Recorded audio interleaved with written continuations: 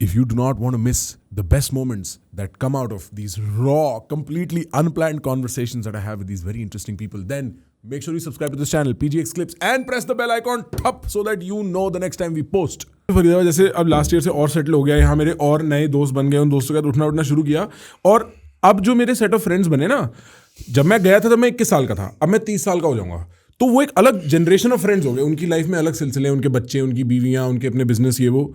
मैंने देखा है पैंडी ये लोग ऐसे खाते हैं जैसे मतलब हाजमोला हो, कि क्या हो गया, पैंडी पेल लेंगे, अभी फाड़ लेते हैं मुर्गा, फिर पैंडी पेल लेंगे। और मैं एक बात बताऊं आपको, हाँ। एक तो मैंने रीलें देखी हैं अभी, कि कुछ तो पैंडी में कुछ एक ऐसा कुछ सॉल्ट होता है जो कि अगर आप रेगुलरली खा रहे हो तो खराब करता है। I have not verified the information, but वही है, मेरा एक बिलीफ है पिछले 2-3 साल से कि अगर धुआं है तो कभी ना कभी तो आग लगी थी, मतलब ऐसा वाला सीन है। तो इसका कुछ ना कुछ तो होगा, इस पे भी मैं बात करना चाहूंगा इन अ बिट।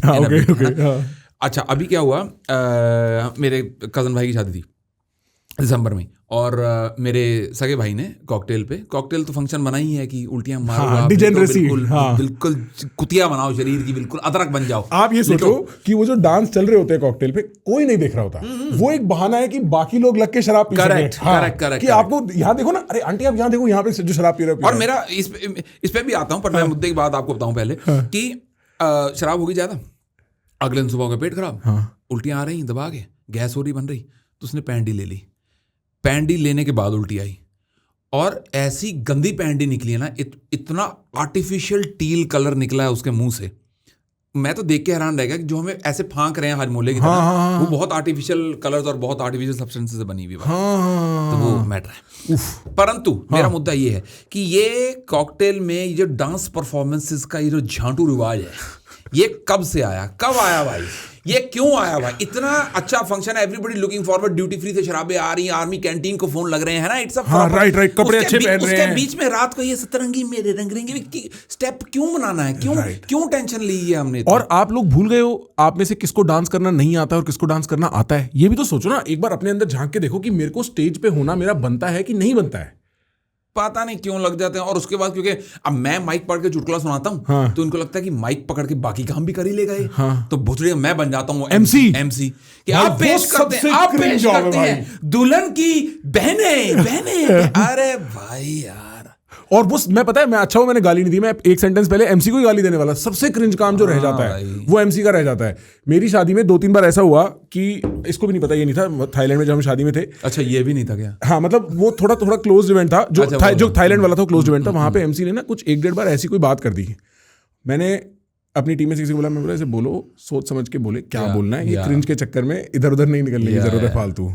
तो MC का तो असल में लेकिन उसकी परेशानी समझो ना, उसको पैसा मिला है बोलने का, और बोलने की कोई जरूरत है नहीं, पर अब तो वो बोलेगी, उसको कहीं ना कहीं से तो फनी करना पड़ेगा, उसको कहीं ना कहीं से तो इंटरेस्ट लाना पड़ेगा, उसमें ये सब हो जाता है भाई, उसमें लगी हुई है। हाँ, और अंकल लोगों का हो जाता है फिक्स की थोड़ी देर बाद MC से, मतलब थोड़ी वो MC को भी पता रहता है कि थोड़ी फ्लर्टी लाइन देनी है, और अंकल MC चलता रहता है। ठीक है, बच्चे वहां पे अपना एंजॉय लगा रहता है, अंकल का एंजॉय लगा रहता है। अंकल को अपना गोल क्लियर है भाई हमेशा से। सही बात है। अच्छा, तो ये पिच प्लीज का जो सिलसिला है, मेरे को एक तो ऐसा नहीं है ना, जो 2022-23 में पॉडकास्टों के साथ हो रहा था ना कि सब आदमी पॉडकास्ट खोल रहे थे, अब वो शोज के साथ हो रहा है कि सबके शो हैं, और कई बार तो मेरे को देख के पता भी नहीं चलता ये शो किसका है, क्योंकि उसका पैनल के बैठने का तरीका भी, और कईयों का तो कॉन्सेप्ट भी काफी कॉमन है कि ऐसे फंडिंग वाले 1-2 शो हैं, फिर प्यार वाले भी 1-2 शो हैं, मैंने देखा है। तो भाई ये तो मतलब इंटरेस्टिंग मोमेंट रह रहा होगा वैसे कॉमेडी इंडस्ट्री के लिए आपस में। भाई वो लेटेंट फट गया ना। हाँ, लेटेंट फट गया, तो उसके बाद सबको बनाने थे शो, क्योंकि उनको लगा कि ये है अपना, ये अचीवेबल है, ये बढ़िया चीज है। हाँ। बट मैंने समय से बात करी, मैंने 3-4 और लोगों से बात करी जो समय के क्लोज हैं, तो बेसिकली समय I think was waiting to फटोफाई, क्योंकि वो पूरा ना अपना एम्यूनेशन सा तैयार कर रहा था पहले, उसने अपना स्ट्रीमिंग कर रहा है, उसने चेस को एक बिल्कुल ही nobody used to speak about it to a proper cool thing उसने बना दिया। ठीक है, फिर उसने अपनी वो कम्युनिटी अपनी बनाता चला गया, वो बना रहा था, डिस्कॉर्ड पे भी एक्टिव था, स्ट्रीमिंग भी कर रहा था, सब कुछ कर रहा था। एक उसने इवेंट भी करा था, ऑफलाइन इवेंट, जहाँ पे बहुत सारे उसके फॉलोअर आए थे, सुप्रीम लीडर वाला कोई है ना, उसने ऑफलाइन इवेंट बड़वों के खिलाड़ी उसने करा था।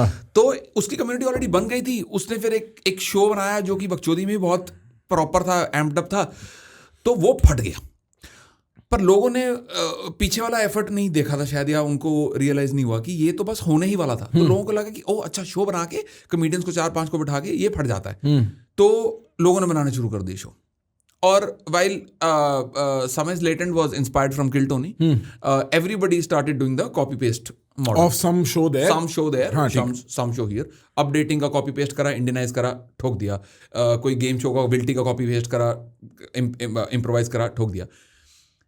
मतलब to be very honest, the reason why I wanted to make a show, actually there was 2 reasons. मेरे को हमेशा से एक वो था कि यार मैंने ना जॉब छोड़ के सबसे पहले स्टैंड अप ट्राई करा और वो करना शुरू कर दिया, और वो मज़ा आने लग गया, इसलिए करना शुरू कर दिया।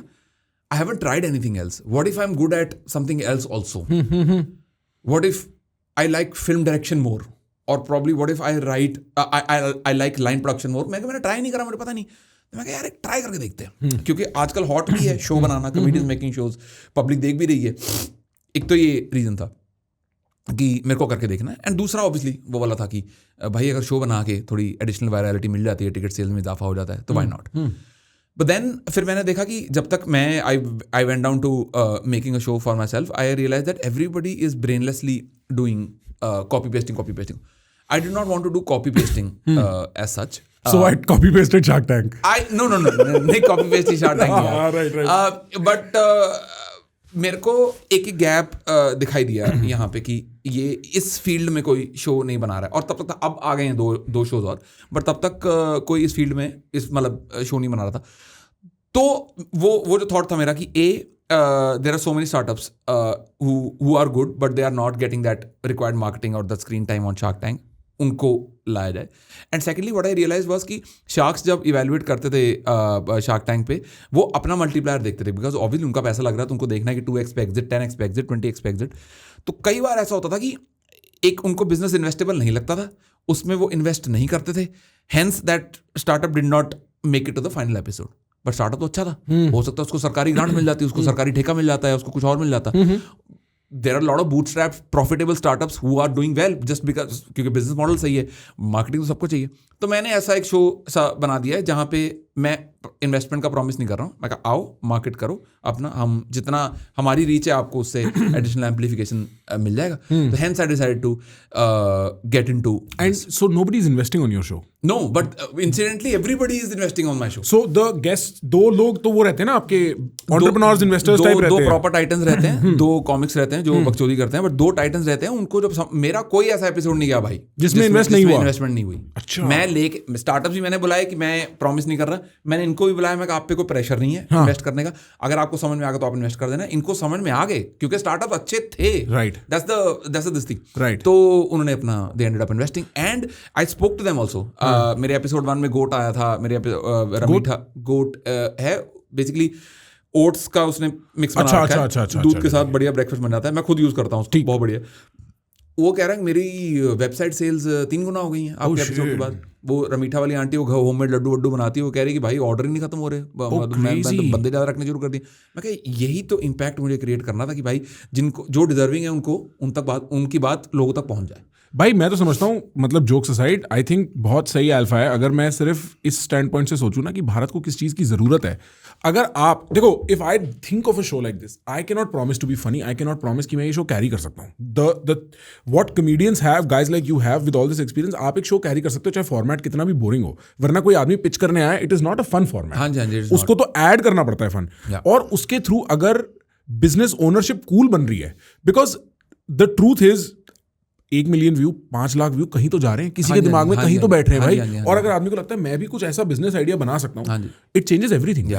तो आई थिंक बहुत सॉलिड अल्फा है, मतलब ये तो for socially also I think it is a good move. But जो एक वो था ना, मेरा सेल्फिश मोटिव था इसमें शुरू करने का कि भाई इससे थोड़ी पॉपुलैरिटी हो जाएगी, थोड़ा हुआ, वो नहीं हुआ। वो नहीं हुआ, बाकियों को लड्डू वड्डू बिक गए। हाँ, लड्डू वड्डू उनका जितना उनका यार बेसिकली मेरे को था कि जितने ज्यादा व्यूज बढ़ेंगे उनका भी उतना ज्यादा फायदा होगा और मेरा भी उतना ज्यादा फायदा होगा। बट ज्यादा व्यूज नहीं आ रहे, एंड नाउ लर्निंग मेरी फिर ये है कि ये एक प्रॉबेबली एक उतना मासी शो नहीं है, like the topic is not massy, because I don't want to roast any startup जो कि आता है, बिकॉज उसके पैसे लगे, उसका टाइम लगा है, लोग किसी का 5वां स्टार्टअप है, किसी का 7वां स्टार्टअप है, किसी ने घर पे नहीं बता रखा कि मैं गुड़गांव में अपनी नौकरी छोड़ के अपना काम कर रहा हूँ। So there is a there's lot at stake. So हम लोग कोई भी नहीं होते उनको रोस्ट करने वाले, उनको पुट डाउन करने वाले. तो ऑफ कोर्स इसमें वो सैवेज मोमेंट्स वाला फनी नहीं बन सकते हम, right? We have to be harmless funny. तो प्रॉब्ली जस्ट बिकॉज फॉर्मेट ऐसा है कि हम सैवेज फनी नहीं बन सकते, तो वो उतना प्रॉब्ली नहीं मास अपील बढ़ रही है इसकी, और whatever reason. There's actually many reasons. I've thought about it quite a lot. हाँ, go on, please, I'll tell you. तो इस पे अभी वॉल्यूम नहीं आ रहा, बट जितने लोग देख रहे हैं, the comments that I am getting by God's grace, they are very good. They are like कि भाई बहुत बढ़िया शो है, बहुत अच्छा काम कर रहे हो, बहुत हमें इंफॉर्मेशन मिलती है और फन भी बहुत हो जाता है, etcetera etcetera. So the quality audience is there, but the quantity is not there yet. I am still hopeful कि हो जाए, but Guys, trust me, I cannot give you the beauty of this conversation in just this one clip. If you like this clip, then you have to go to our main channel and subscribe to it and press the bell icon because we post some amazing conversations for you on that channel.